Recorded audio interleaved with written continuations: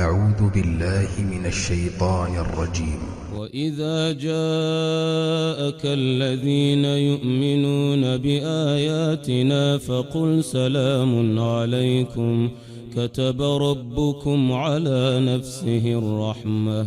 أنه من عمل منكم سوءا بجهالة ثم تاب من بعده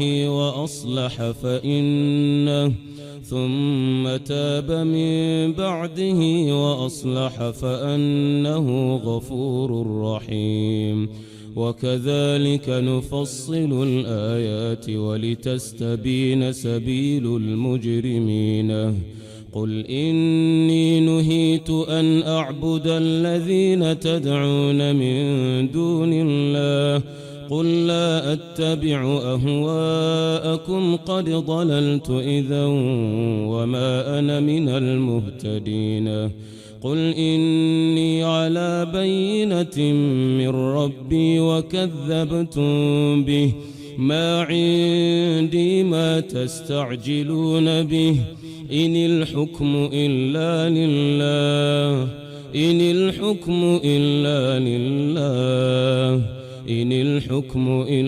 لله يقضي الحق وهو خير الفاصلين. قل لو أن عندي ما تستعجلون به لقضي الأمر بيني وبينكم والله أعلم بالظالمين. وعنده مفاتح الغيب لا يعلمها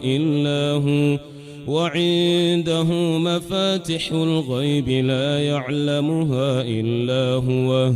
ويعلم ما في البر والبحر وما تسقط من ورقة إلا يعلمها ولا حبة في ظلمات الأرض ولا رطب ولا يابس إلا في كتاب مبين. وهو الذي يتوفاكم بالليل ويعلم ما جرحتم بالنهار ثم يبعثكم فيه ليقضى أجل مسمى ثم إليه مرجعكم ثم ينبئكم بما كنتم تعملون. وهو القاهر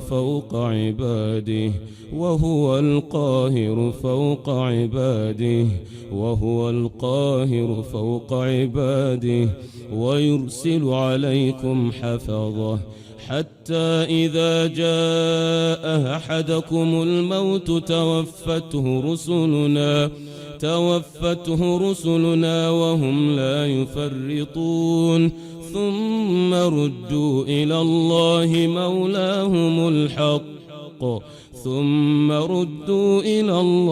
مولاهم الحق ألا له الحكم وهو أسرع الحاسبين. قل من ينجيكم من ظلمات البر والبحر تدعونه تضرعا وخفية لئن أنجيتنا من هذه لنكونن من الشاكرين. قل الله ينجيكم منها ومن كل كرب ثم أنتم تشركون. قل هو القادر على أن يبعث عليكم عذابا من فوقكم أو من تحت أرجلكم أو يلبسكم شيعا ويذيق بعضكم بأس بعض انظر كيف نصرف الآيات لعلهم يفقهون. وكذب به قومك وهو الحق قل لست عليكم بوكيل لكل نبأ مستقر وسوف تعلمون. وإذا رأيت الذين يخوضون في آياتنا فأعرض عنهم حتى يخوضوا في حديث غيره، وإما ينسينك الشيطان فلا تقعد بعد الذكرى مع القوم الظالمين. وما على الذين يتقون من حسابهم من شيء ولكن ذكرى لعلهم يتقون. وذر الذين اتخذوا دينهم لعبا ولهوا وغرتهم الحياة الدنيا، وذكر به أن تبسل نفس بما كسبت ليس لها من دون الله ولي ولا شفيع، وإن تعدل كل عدل لا يؤخذ منها. أولئك الذين أبسلوا بما كسبوا لهم شراب من حميم وعذاب أليم بما كانوا يكفرون. قل أندعو من دون الله ما لا ينفعنا ولا يضرنا ونرد على أعقابنا بعد إذ هدانا الله، كالذي استهوته الشياطين في الأرض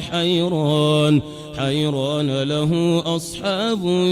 يدعونه إلى الهدى ائتنا. قل إن هدى الله هو الهدى وأمرنا لنسلم لرب العالمين، وأن أقيموا الصلاة واتقوه وهو الذي إليه تحشرون. وهو الذي خلق السماوات والأرض بالحق،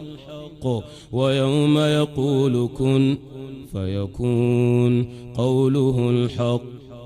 وله الملك يوم ينفخ في الصور، عالم الغيب والشهادة وهو الحكيم الخبير. وإذ قال إبراهيم لأبيه آزر أتتخذ أصناما آلهة إني أراك وقومك في ضلال مبين. وكذلك نري إبراهيم ملكوت السماوات والأرض وليكون من الموقنين. فلما جن عليه الليل رأى كوكبا قال هذا ربي، فلما أفل قال لا أحب الآفلين. فلما رأى القمر بازغا قال هذا ربي، فلما أفل قال لئن لم يهدني ربي لأكونن من القوم الضالين. فلما رأى الشمس بازغة قال هذا ربي هذا أكبر. فلما أفلت قال يا قوم إني بريء مما تشركون. إني وجهت وجهي للذي فطر السماوات والأرض حنيفا وما أنا من المشركين. وحاجه قومه قال أتحاجوني في الله وقد هداني ولا أخاف ما تشركون به إلا أن يشاء ربي شيئا وسع ربي كل شيء علما أفلا تتذكرون. وكيف أخاف ما أشركتم ولا تخافون أنكم أشركتم بالله ولا تخافون أنكم أشركتم بالله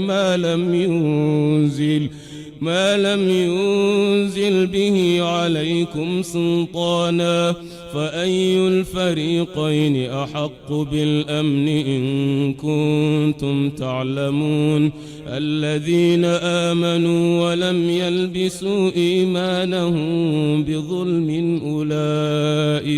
أولئك لهم الأمن وهم مهتدون. وتلك حجتنا آتيناها إبراهيم على قومه نرفع درجات من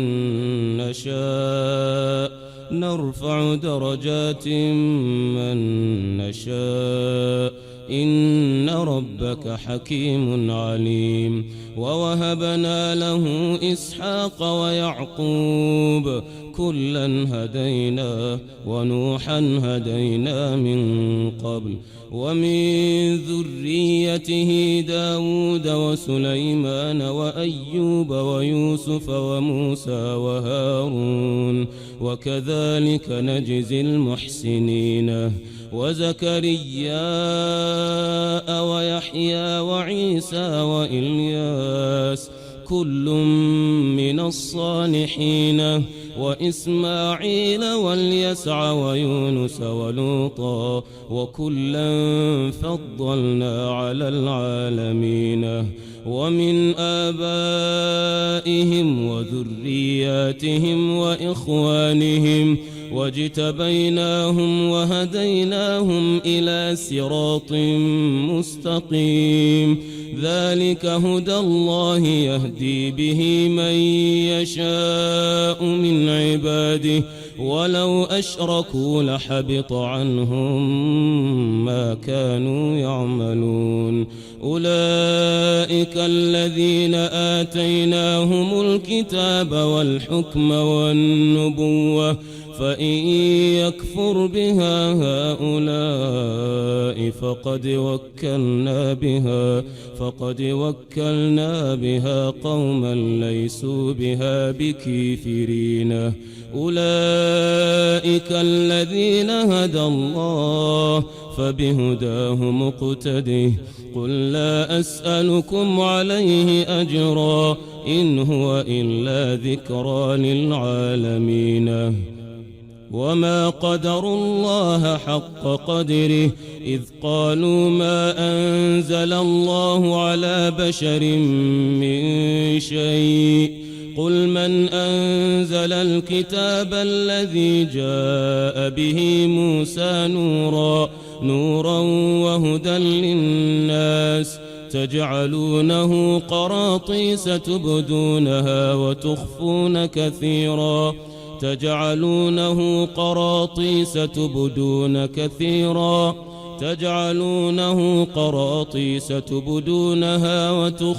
كثيرا وعلمتم ما لم تعلموا أنتم ولا آباؤكم قل الله ثم ذرهم في خوضهم يلعبون. وهذا كتاب أنزلناه مبارك مصدق الذي بين يديه ولتنذر أم القرى ومن حولها والذين يؤمنون بالآخرة يؤمنون به وهم على صلاتهم يحافظون. ومن أظلم ممن افترى على الله كذبا أو قال أوحي إلي ولم يوح إليه شيء. ومن قال سأنزل مثل ما أنزل الله ولو ترى إذ الظالمون في غمرات الموت والملائكة باسطوا أيديهم ولو ترى إذ الظالمون في غمرات الموت والملائكة باسطوا أيديهم أخرجوا أنفسكم اليوم تجزون عذاب الهون بما كنتم تقولون على الله غير الحق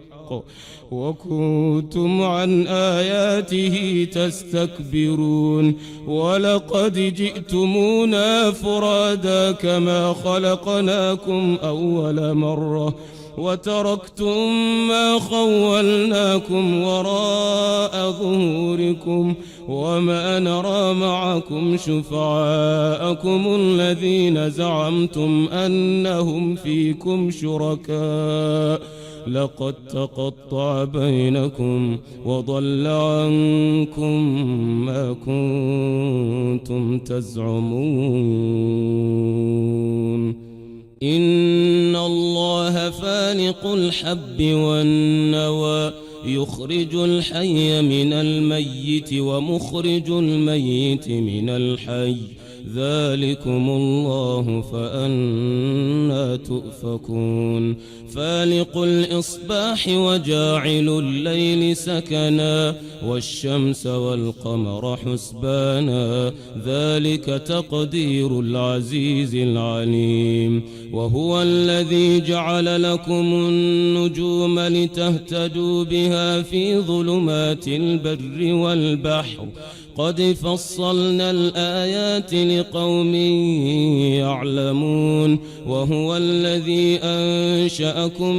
من نفس واحدة فمستقر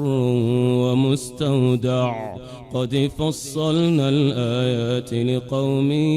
يفقهون وهو الذي أنزل من السماء ماء فأخرجنا به نبات كل شيء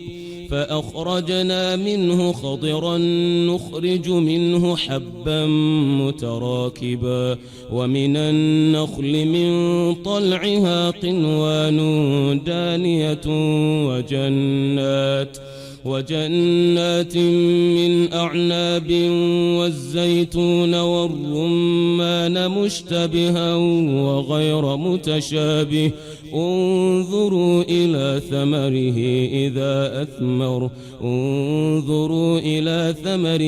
إذا أثمر وينعه إن في ذلكم لآيات لقوم يؤمنون وجعلوا لله شركاء الجن وخلقهم وخرقوا له بنين وبنات بغير علم سبحانه وتعالى عما يصفون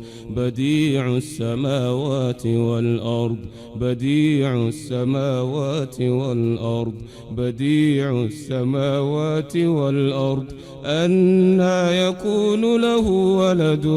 ولم تكن له صاحبة وخلق كل شيء وهو بكل شيء عليم ذلكم الله ربكم لا إله إلا هو خالق كل شيء فاعبدوه وهو على كل شيء وكيل لا تدركه الأبصار وهو يدرك الأبصار وهو اللطيف الخبير قد جاءكم بصائر من ربكم فمن أبصر فلنفسه ومن عمي فعليها وما أنا عليكم بحفيظ وكذلك نصرف الآيات وليقولوا درست ولنبينه لقوم يعلمون اتبع ما أوحي إليك من ربك لا إله إلا هو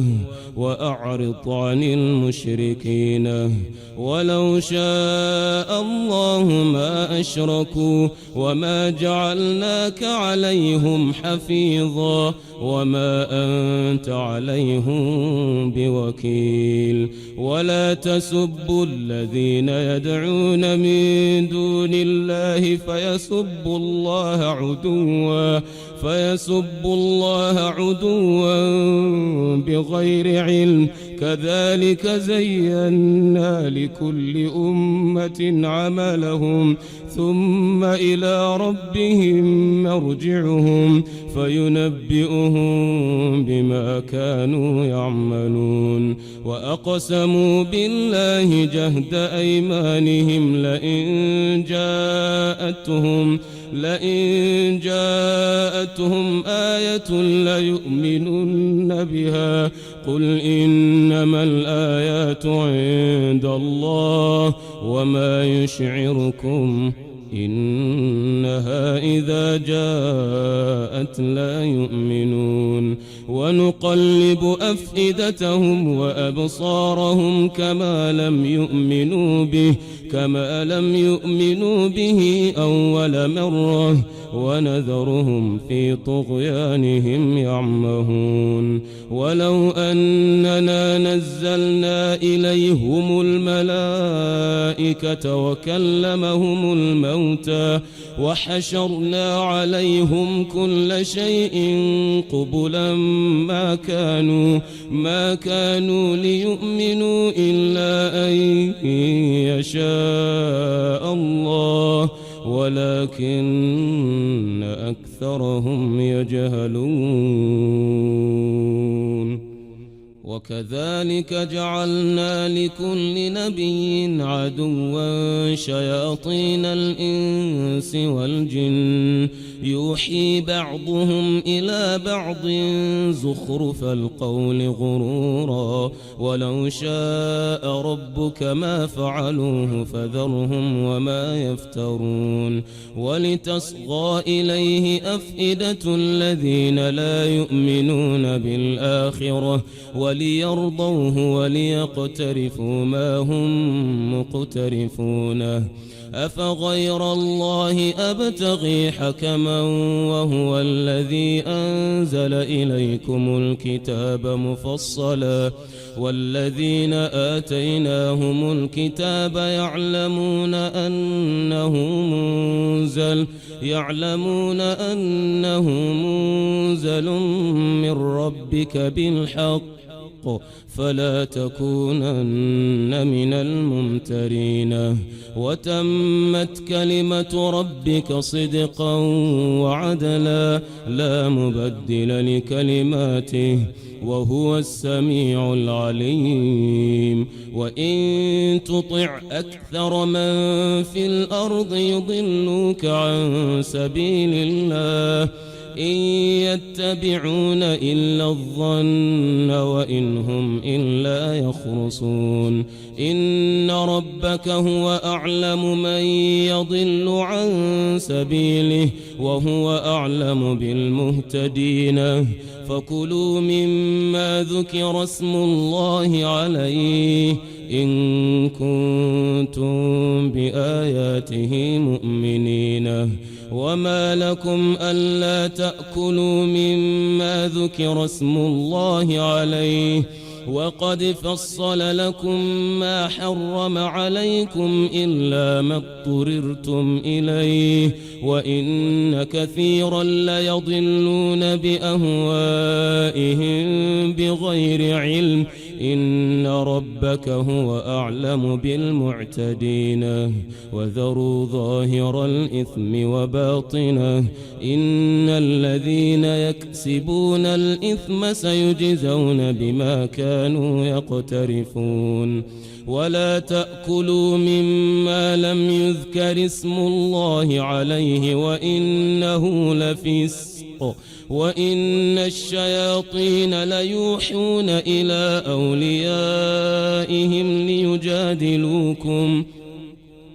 وإن أطعتموهم إنكم لمشركون أومن كان ميتا فأحييناه وجعلنا له نورا يمشي به في الناس كمن مثله في الظلمات ليس بخارج منها كذلك زين للكافرين ما كانوا يعملون وكذلك جعلنا في كل قرية أكابر مجرميها ليمكروا فيها وما يمكرون إلا بأنفسهم وما يشعرون وإذا جاءتهم آية قالوا لن نؤمن حتى نؤتى مثل ما أوتي رسل الله أعلم حيث يجعل رسالاته سيصيب الذين أجرموا صغار عند الله وعذاب شديد بما كانوا يمكرون فمن يرد الله أن يهديه يشرح صدره للإسلام ومن يرد أن يضله يجعل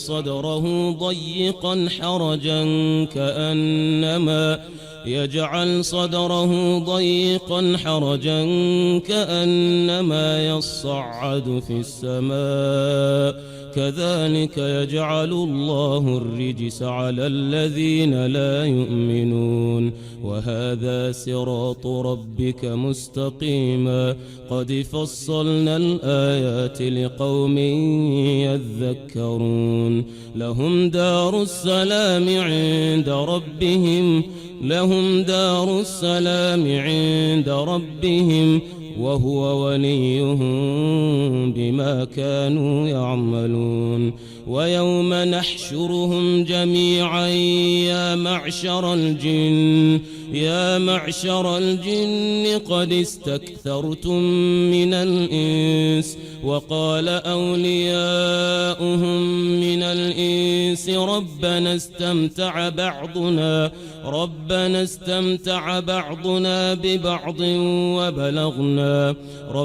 استمتع بعضنا ببعض وبلغنا أجلنا الذي أجلت لنا قال النار مثواكم خالدين فيها إلا ما شاء الله إن ربك حكيم عليم وكذلك نولي بعض الظالمين بعضا بما كانوا يكسبون يا معشر الجن والإنس ألم يأتكم رسل منكم يقصون عليكم آياتي وينذرونكم لقاء يومكم هذا قالوا شهدنا على أنفسنا وغرتهم الحياة الدنيا وشهدوا على أنفسهم أنهم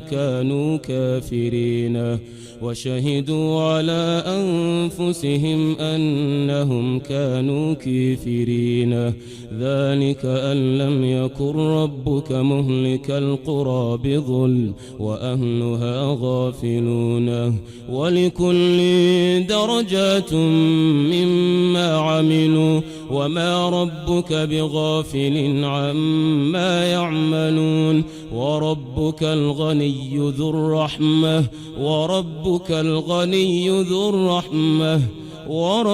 الغني ذو الرحمة إن يشأ يذهبكم ويستخلف من بعدكم ما يشاء كما أنشأكم من ذرية قوم آخرين إنما توعدون لآت وما أنتم بمعجزين قل يا قوم اعملوا على مكانتكم إني عامل فسوف تعلمون من تكون له عاقبة الدار إنه لا يفلح الظالمون وجعلوا مما ذرأ من الحرث والأنعام نصيبا فقالوا هذا لله بزعمهم وهذا لشركائنا فما كان لشركائهم فلا يصل إلى الله وجعلوا لله مما ذرأ من الحرث والأنعام نصيبا فقالوا هذا لله بزعمهم وهذا لشركائنا فما كان لشركائهم فلا يصل إلى الله وما كان لله فهو يصل إلى شركائهم ساء ما يحكمون وكذلك زين لكثير من المشركين قتل أولادهم شركاؤهم ليردوهم وليلبسوا عليهم دينهم ولو شاء الله ما فعلوه فذرهم وما يفترون وقالوا هذه أنعام وحرث حجر لا يطعمها إلا من نشاء بزعمهم وأنعام حرمت ظهورها وأنعام لا يذكرون اسم الله عليها افتراء عليه سيجزيهم بما كانوا يفترون وقالوا ما في بطون هذه الأنعام خالصة لذكورنا ومحرم على أزواجنا وإن يكن ميتة فهم فيه شركاء سيجزيهم وصفهم إنه حكيم عليم قد خسر الذين قتلوا أولادهم سفها بغير علم وحرموا ما رزقهم الله افتراء على الله قد ضلوا وما كانوا مهتدين وهو الذي أنشأ جنات معروشات وغير معروشات والنخل والزرع مختلفا أكله والزيتون والرمان متشابها وغير متشابه كلوا من ثمره إذا أثمر وآتوا حقه يوم حصاده ولا تسرفوا إنه لا يحب المسرفين ومن الأنعام حمولة وفرشا كلوا مما رزقكم الله ولا تتبعوا خطوات الشيطان إنه لكم عدو مبين 8 أزواج من الضأن 2 ومن المعز 2 قل الذكرين حرم أم الأنثيين أما اشتملت عليه أرحام الأنثيين نبئوني بعلم إن كنتم صادقين ومن الإبل 2 ومن البقر 2 قل الذكرين حرم أم الأنثيين أما اشتملت عليه أرحام الأنثيين أم كنتم شهداء إذ وصاكم الله بهذا فمن أظلم ممن افترى على الله كذبا ليضل الناس بغير علم إن الله لا يهدي القوم الظالمين قل لا أجد فيما أوحي إلي محرما على طاعم يطعمه إلا أن يكون ميتة أو دما مسفوحا أو لحم خنزير فإنه رجس أو فسقا أهل لغير الله به فمن اضطر غير باغ ولا عاد فإن ربك غفور رحيم. وعلى الذين هادوا حرمنا كل ذي ظفر ومن البقر والغنم حرمنا عليهم شحومهما إلا ما حملت ظهورهما أو الحوايا أو ما اختلط بعظم ذلك جزيناهم ببغيهم وإنا لصادقون. فإن كذبوك فقل ربكم ذو رحمة واسعة ولا يرد بأسه عن القوم المجرمين. سيقول الذين أشركوا لو شاء الله ما أشركنا ولا آباؤنا ولا حرمنا من شيء كذلك كذب الذين من قبلهم حتى ذاقوا بأسنا قل هل عندكم من علم فتخرجوه لنا إن تتبعون إلا الظن وإن أنتم إلا تخرصون. قل فلله الحجة البالغة فلو شاء لهداكم أجمعين. قل هلم شهداءكم الذين يشهدون أن الله حرم هذا فإن شهدوا فلا تشهد معهم ولا تتبع أهواء الذين كذبوا بآياتنا والذين لا يؤمنون بالآخرة وهم بربهم يعدلون. قل تعالوا أتل ما حرم ربكم عليكم ألا تشركوا به شيئا وبالوالدين إحسانا ولا تقتلوا أولادكم من إملاق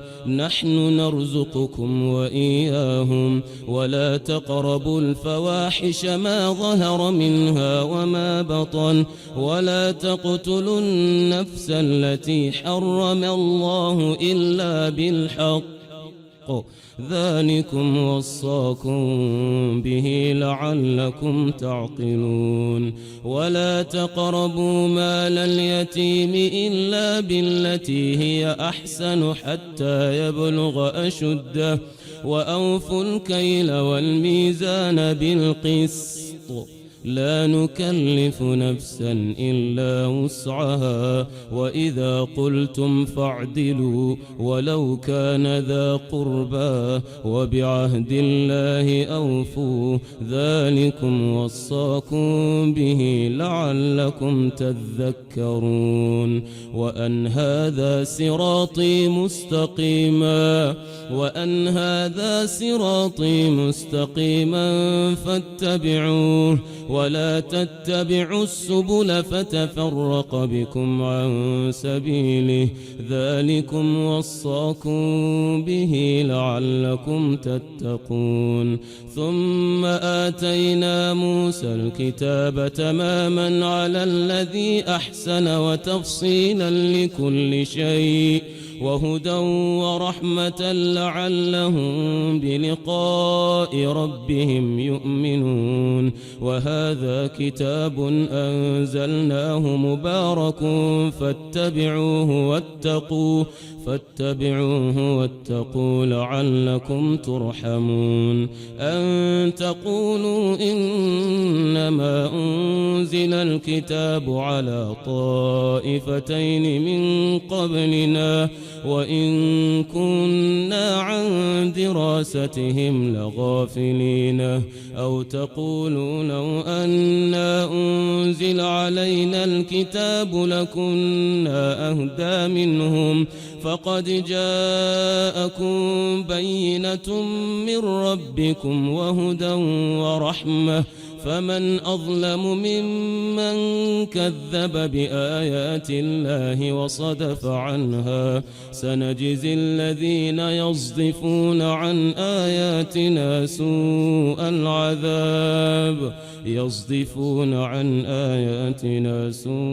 العذاب بما كانوا يصدفون هل ينظرون إلا أن تأتيهم الملائكة أو يأتي ربك أو يأتي بعض آيات ربك يوم يأتي بعض آيات ربك لا ينفع نفسا إيمانها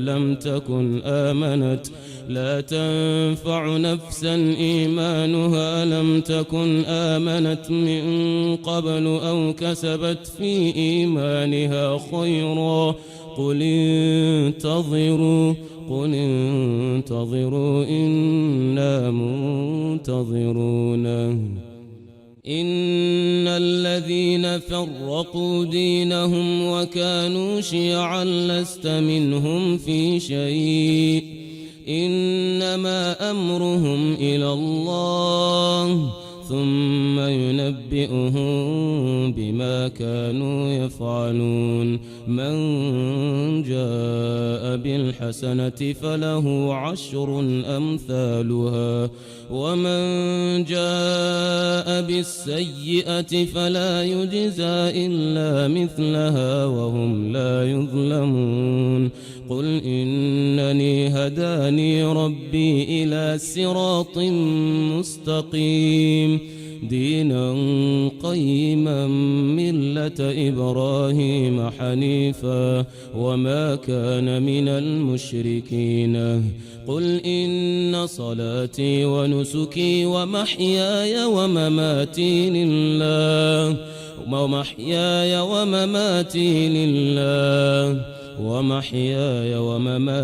لله رب العالمين لا شريك له وبذلك أمرت وأنا أول المسلمين قل أغير الله أبغي ربا وهو رب كل شيء ولا تكسب كل نفس إلا عليها ولا تزر وازرة وزر أخرى ثم إلى ربكم مرجعكم فينبئكم بما كنتم فيه تختلفون وهو الذي جعلكم خلائف الأرض ورفع بعضكم فوق بعض درجات ليبلوكم فيما آتاكم إن ربك سريع العقاب